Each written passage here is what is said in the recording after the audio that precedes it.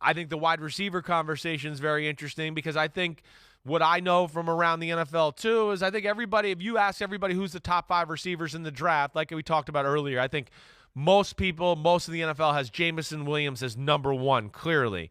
But I think if you ask for the rest of the order, I think everybody would have it all over the place. And that's where, you want to be quiet in this draft. If you got your eye on a receiver and you're hoping he falls to the late teens, early 20s, hopefully this team has this guy ranked higher than that guy.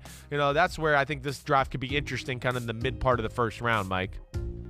Well, and when you've got the Packers, who traded away Davante Adams and have 2 first-round picks, number 22 and number 28, and the Chiefs, who traded away Tyreek Hill and have number 29 and number 30, that's where it gets compelling because we know the Chiefs, led by Andy Reid, Brett Veach does a fine job as the GM, but Andy Reid is running the show there.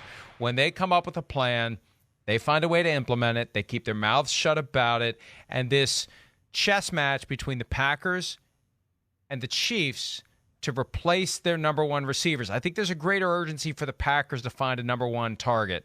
The Chiefs, I think they're going to make good with whatever they have. Yeah, right. But the Packers, they got to. I think and remember, 2 years ago, they wanted Justin Jefferson, gone. They wanted Brandon Ayuk, they got jumped by the 49ers. And so then plan C wasn't take the next receiver on the list. It was trade up to draft a quarterback, and that lit the fuse on 2 years of dysfunction. I think that they're going to be influenced by that. And I think they're going to start thinking about when are the Chiefs going to jump us, and do we jump first? How high do we go from 22 to get a guy that is slipping through the teens that we think the Chiefs will go get before we do, and we're going to regret it? That, to me, once we get through the first 10, that is when that contest between the Packers and the Chiefs to position themselves to get replacements for their receivers they traded away becomes fascinating, because I could see the Packers thinking, we've got to get up to 14, 15, wherever before the Chiefs do it. I hear you. I mean, it's a desperate need for the Packers. So like what you're saying. I do think it's more desperate for them than the Chiefs. The Chiefs, I think, have a good enough all-around, receiver room to be okay with it. But I think there's certain guys, again, that if they fell in their lap, or they might have a fancy of 1 or 2 of these guys they look at are just better. And, Mike, to throw even more into that conversation, what you're talking about. I had Chris Olave going to the Packers. I feel like he's one of the most polished, ready-to-go guys. But, even to what you're saying, Chiefs, Packers, all of that.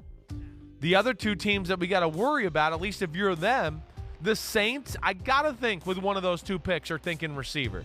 They got to. I mean, they got nothing at receiver on their football team.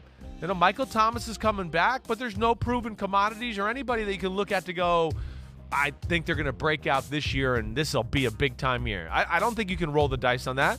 The Eagles are another team, Mike. 2 picks there in the teens where I go, I certainly could see them wanting a quarterback. No question about it.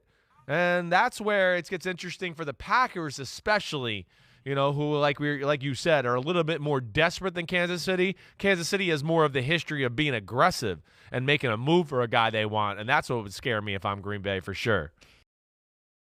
Hi, I'm Mike Tirico, and thanks for watching. Make sure to hit subscribe for the latest news and highlights from NBC Sports.